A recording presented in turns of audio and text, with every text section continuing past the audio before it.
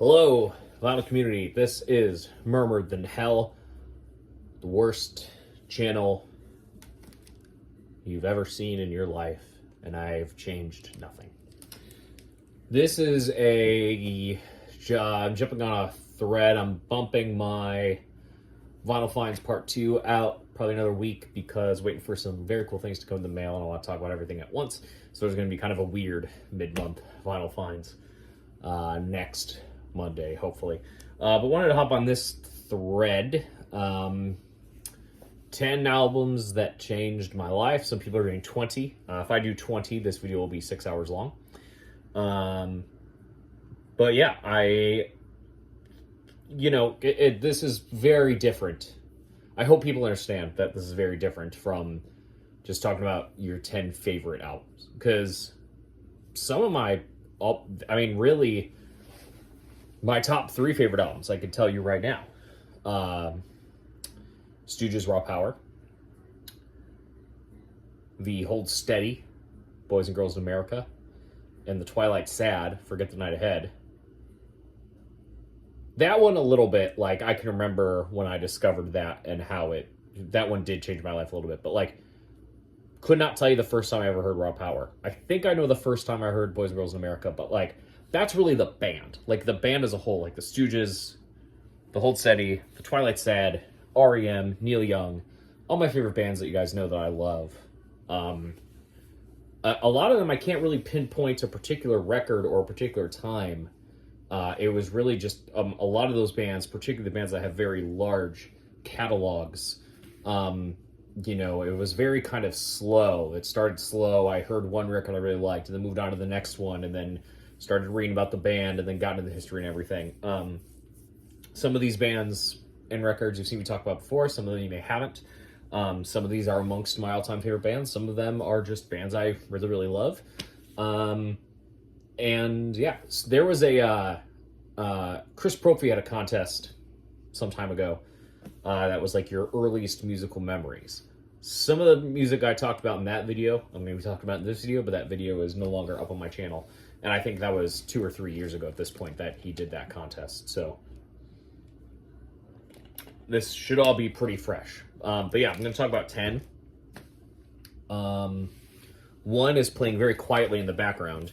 So this is technically number 11. But I do want to shout it out, which is Modest Mouse, The Lonesome Crowded West. If you were like me in the late 2000s, early 2010s, you may have only known Modest Mouse for 2 songs, which would be Float On and Dashboard.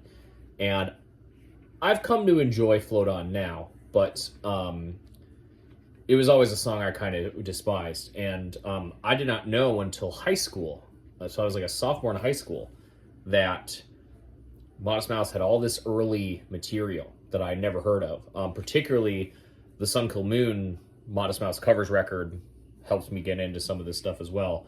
But, just having friends be like, no, they have 3 records before Float On, and they're all amazing. And this one in particular has stayed with me for years. I love the first 3, but this one is just an amazing, amazing indie rock record. I got to see them play the entire thing live a couple years ago, or about a little over a year ago at this point. It was December of 2022.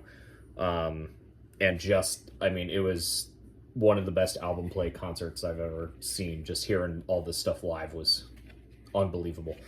So yeah, this is absolutely in the running. This record is huge for me. I love it. Changed my life, maybe an exaggeration.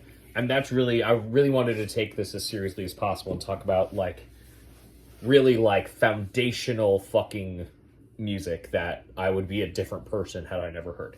And I'm going to try to go in chronological order. So I'm going to start with Talking Heads' Little Creatures.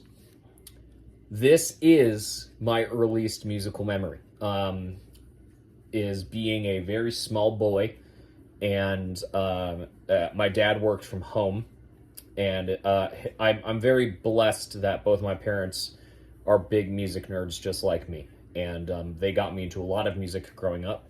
The Talking Heads was an early one, and the reason that this record was the first one I latched onto is because the song Stay Up Late on this record. My dad always told me when I was a kid that song reminded him of me, and that always stuck in my mind. So I heard that song a lot, and because that song was on this album, this was the first Talking Heads record that I got very, very into. Now, a few years later, when the White Brick box set came out, my dad had all those. That's when I started getting into all the other albums, particularly, the 70s stuff, the post-punk stuff. But also seeing the music video for And She Was like a heavy rotation for me, before YouTube. My dad was just like downloading music videos from weird websites and just like showing me videos he liked, and She Was one of them. So between those two songs, I mean, this record was extremely foundational, and pretty radical. Like, it is loosely pop music, but when you think about all the music you could get into when you are 6 years old or less, maybe, I mean, it's fairly out there material. But yeah, this record is kind of what started it all for me. I was like, oh, okay, there's a song that exists in the world that I have some connection to with my, however, my behavior or something, and really realizing, like, that's the first time I realized that people can connect to music in such a strong way, would be this record. So yeah, so I'm going to say that was probably, like I said, I was in kindergarten or maybe slightly younger, is when I remembered that record. So flash forward a few years. I was just talking about this recently. So obviously when I was in grade school, primarily, I don't remember a ton about, discovering certain types of music at home. I got to go to some cool concerts when I was a youngin' in grade school. Saw the Violent Femmes, saw They Might Be Giants, a lot of cool bands. But I want to say I was in 5th grade, and I was rifling through my dad's CD collection, and he had this, Metallica, and Justice for All. Now, I'm sure I had heard Enter Sandman and Fuel through some channels by that point. But I didn't know this record at all. And this record was really, really important to me because it was the first record that I noticed that had long songs. There's not a single song on here that is shorter than 5 minutes. Most of them are over 5 minutes. Basically, Dyer's Eve, 5:13, Harvester of Sorrow, 5:45, and then just goes up from there. Shortest Straw, 6:30, or Eye of the Beholder, 6:26, Shortest Straw, 6:35, Blackened, 6:42.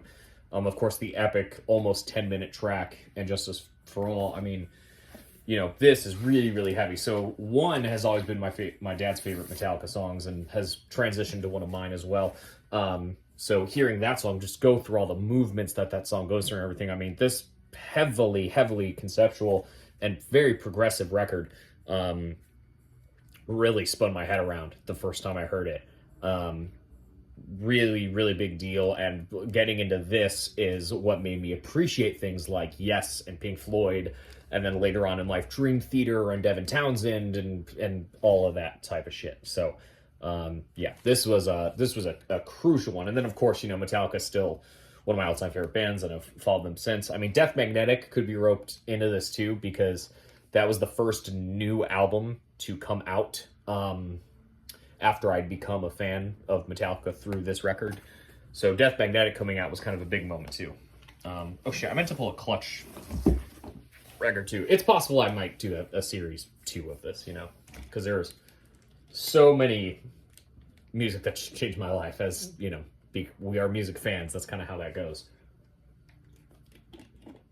All right, so around the same time, 5th, 6th grade, whereabouts. This would have been 5th grade as well. I remember, well, I'm going to tell you. 9 Inch Nails with Teeth. Again, another band inherited from my parents. I did not know who 9 Inch Nails was, and then my dad had this CD, and he was playing it in his office, and it was one of the earliest times I remember, like, walking through the house to like, go into his office, and he was playing music, and me just being like, what is this? Like, this is extreme in ways that I had not even begun to scratch the surface of extreme yet.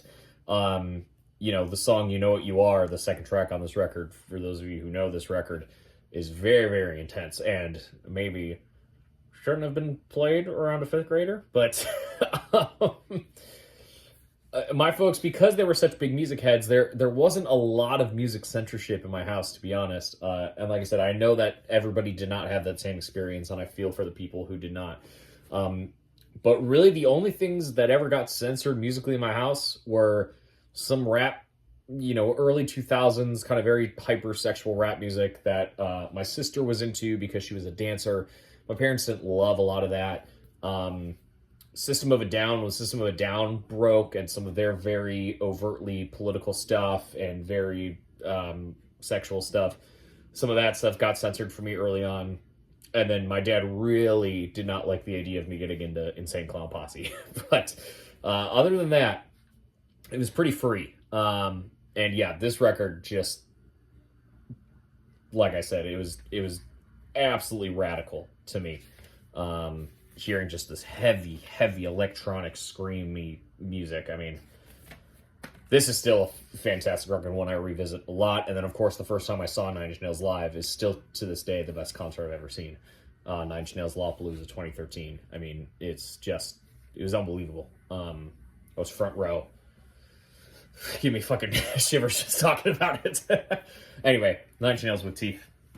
Big one. Big one. All right, so now we're getting into middle school. My timelines here are going to get a little fuzzy.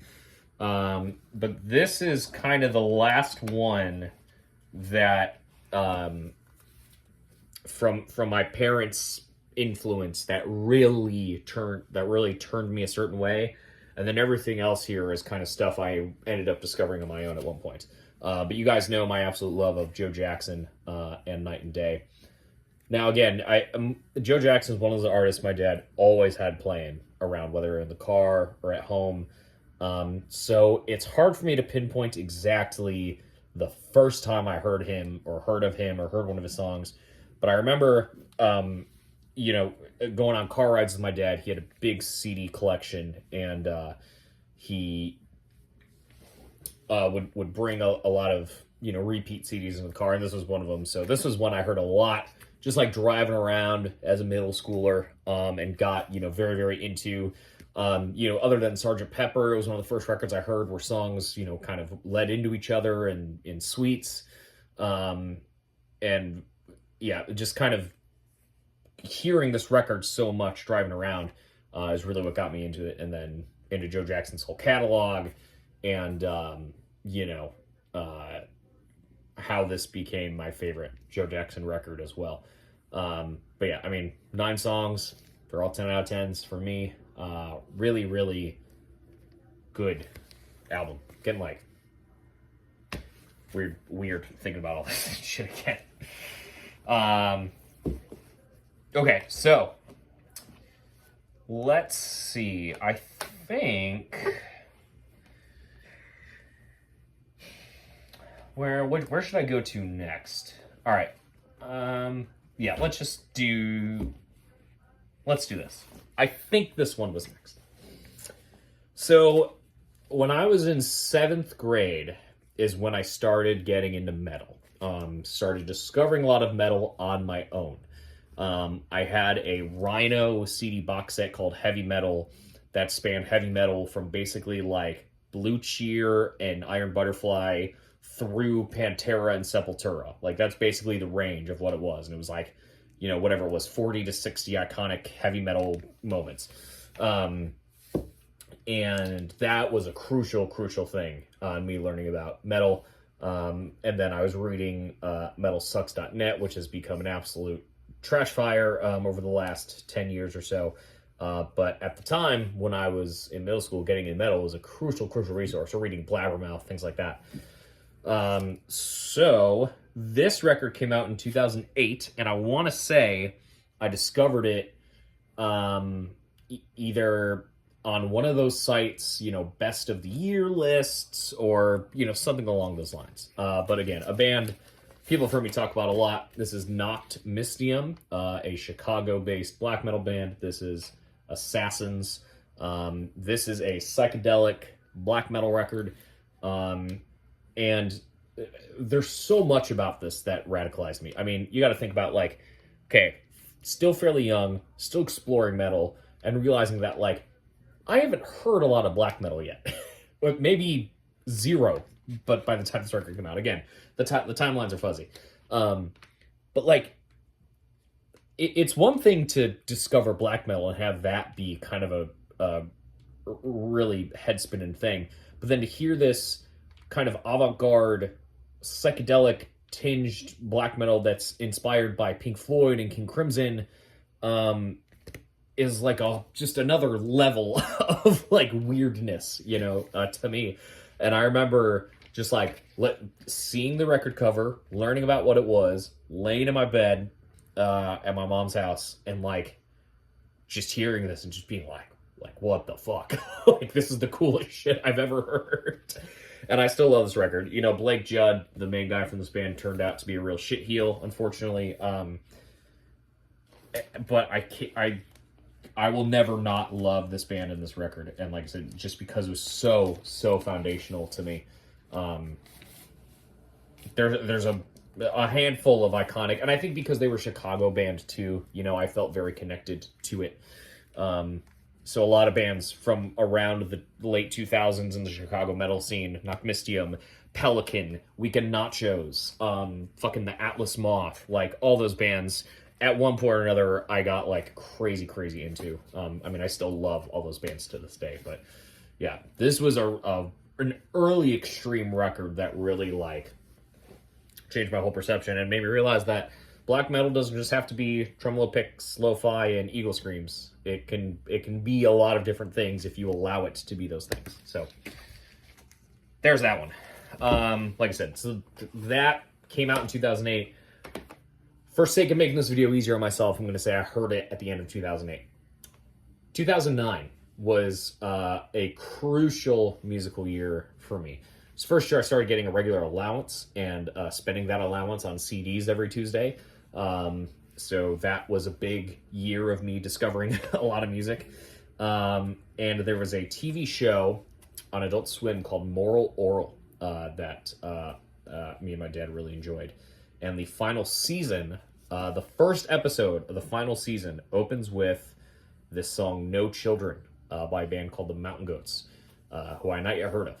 And it's this sort of upbeat, high-energy acoustic ballad. And the chorus of the song is, I hope you die, I hope we all die. Now, I had not yet figured out my sensitive feelings at this point in time in middle school, but I knew enough to hear that and be pretty blown away. So that is from the Mountain Goats album, Tallahassee, and I'm sure I've told the story on this channel many times, but the Mountain Goats was the first, like, acoustic music I got into, and then, in part, when I saw the Mountain Goats live a little bit later, it was the first band that inspired me to start writing songs. I'd been kind of amateurishly writing songs that were based off, like, Green Day and a lot of, you know, pop punk I was listening to in grade school, but, like, serious, lyrical, heady songs about feelings or character arcs and things like that all came from the Mountain Goats. I mean, the band as a whole changed my life. This was the first record I got obsessed with because this is the one that has No Children on it, and I would be nowhere that I am today without this album. The song No Children, the TV show Moral Oral, seeing the Mountain Goats live for the first time, and all that stuff. I mean, I could gush about this band for days. I will not, because this video is already at 19 minutes. Okay, so that covers middle school. Now we're up to high school. So I started high school in August of 2010, and I believe in May or June of 2010 came along this record. This is White Crosses by Against Me. Now, I'd been into Against Me for a few records at this point. Great Floridian pop punk and punk rock band. But this record, man, this record really changed the game for me. And it was a combination of things. One, I thought these were by far their catchiest and most accessible songs, which is a lot of reason why people put this at the bottom of their against me list. This will always be my number one favorite, but it's purely for personal reasons. Musically, I do think it has my favorite stuff they've ever done, but it's all about time and place. This record came out the summer as I was leaving middle school, entering high school, having a first serious high school girlfriend, hanging out with my friends on the beach like it's fucking 1986 or some shit. This record was the soundtrack to that summer, and then of course this ended up being my number 2 record of 2010, only being edged out by Joanna Newsom's Have One On Me, which objectively is the better record because it's so epic. But as far as like nostalgia and feelings and like all this shit, I cannot describe the perfectness of this record coming out at the time it came out, being a teenager, having this kind of big transitional period from middle school to high school. I'm sure everyone has a record like that. For me, it's this one. And I actually got, it's hard to tell because it's a black and white cover, but years later, when Laura Jane Grace first moved to Chicago, I got to meet her and had her sign that record. And I told her how much it meant to me, and she seemed to not really care. Because this was recorded under her dead name. And, I don't think she revisits this kind of earlier Against Me stuff a lot. But that record, crucial. All right, got 3 more here. So this story starts at the end of 2013, which was the beginning of my senior year of high school. I am about to break up with my second long-term high school girlfriend, and I go to see a band called Dads that I had kind of befriended over the last few years from seeing them a lot in Chicago. And the opening band for Dads was a band called Drug Church. And they were kind of this, hardcore punk band that I think played 4 songs total for their half-hour set, and the rest of the time was just banter and crowd work from the singer, Patrick Hinlin, and it was one of the most formative things I'd seen on stage to that point. And then learned that other than Drug Church, he was in a band called Self-Defense Family. And this is the album Try Me, and this album came out in January of 2014, and I think I listened to this approximately 150 times between January and December of 2014. This was absolutely radical to me. I know I keep saying that fucking word, but it's true. This is one of those bands and one of those records that like changed the way I understood music, because these guys are pulling from Lungfish and the Angels of Light and fucking all these bands that I had no idea about. I didn't know what the deal with any of them were, and kind of spinning it under this lo-fi, angry punk umbrella with these kind of jammy, long-winded guitar passages and everything. It's just like, it was a total mindfuck for me at the time. And just really unbelievable. So on the record release tour in January of 2014, I bought this from the merch desk. It is that same exact copy that I'm holding in my hands. Now, over 10 years ago, fuck my life. I really need to do a retrospective on this record, now that I think about it. But yeah, this was like a big fucking deal. It changed my personality. It changed the way I think about culture. Like, Patrick Hinlin around that time was still is a polarizing figure, but a very influential figure to me, and just like how I take in things in the world. Self-Defense Family, Try Me. Unbelievable record. As I started college, I found I was watching a lot of KEXP, which I had talked about in my Americana vinyl tag, and I found a guy on KEXP named Mike Doty, who kind of had this kind of left to center folk rock thing going on that I was like really, really into. and then later found out that he was the singer of Soul Coughing. Now, at this point, I only knew Super Bon Bon. I had never heard any other Soul Coughing songs, and I loved that song, but it. You guys ever have that thing where, like, you hear a song of a band and you love it, and then for one reason or other, you just never get into anything else they've ever done?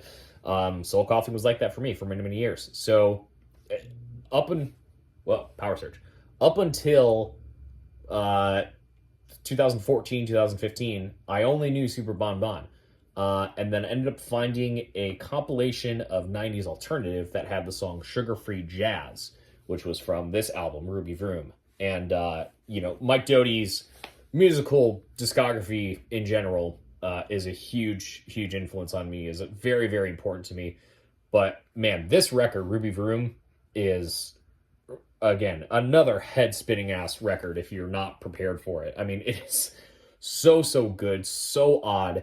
And I had kind of learned enough about music to be prepared for it by this point, I mean, it's still fucking insane, and no band has ever successfully sounded like this, to my knowledge, But I learned enough about hip-hop music and alternative music and sort of industrial rap and left field shit from the 90s and sample-based music and all these things. And I'd gone through that musical discovery before getting to this record, and I think that made me appreciate it even more by the time I found it. So obviously I love all three of the Soul Coughing records. They all have amazing songs on it, but I think as a whole, top to bottom, Ruby Vroom is their absolute best. This was another record I got to see performed live in its entirety by Mike Doty. That was an incredible show. And the last record, and this was just a couple years ago. This was February of 2020. Proving that music can still change your life. I heard a record 2 months ago that changed my life. I'm not even fucking joking. This is how it is. When you're a nerd about this shit, music changes your life all the time.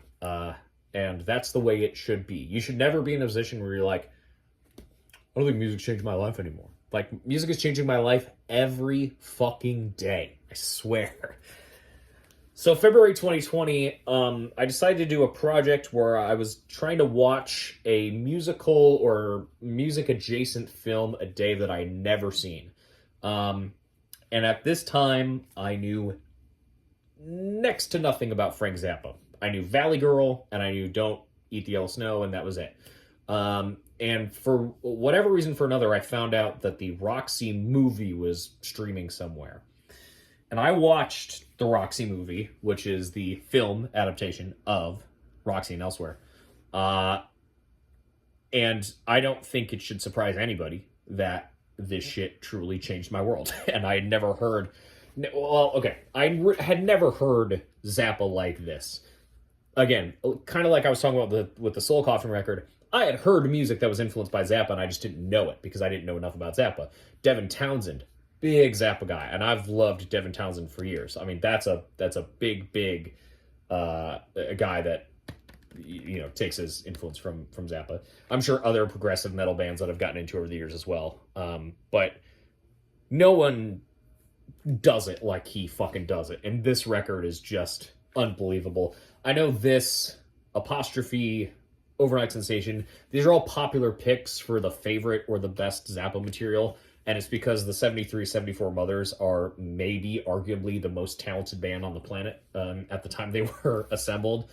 But yeah, this will always be my favorite Zappa. I mean, this was the one that did it for me. This is, it's weird and oddball enough where you're struck by it, but if you're into music, it's not so off the cuff that it's overwhelming. Now, Zappa's overwhelming because of his entire discography, which maybe the only upside to the pandemic is that I had a chance to listen to all these fucking Zappa records and actually get a hold of what this dude was all about.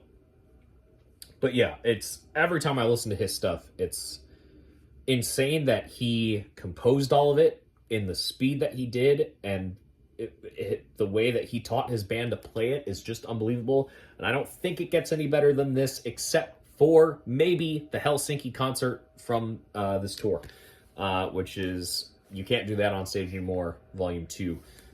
There's another Helsinki concert that was released in the Road Tape series. That one is also good, but You Can't Do That on Stage Anymore, Volume 2, Helsinki concert, 1973. I believe it's 73, it might be 74. But with this band, is just mind fucking blowing. And I still feel like, I mean, I have 30 Zappa records probably. I still feel like I'm only scratching the surface. Thank you for joining the ride. Sorry this was a long one. Hope it was enjoyable. We'll see you in the next one.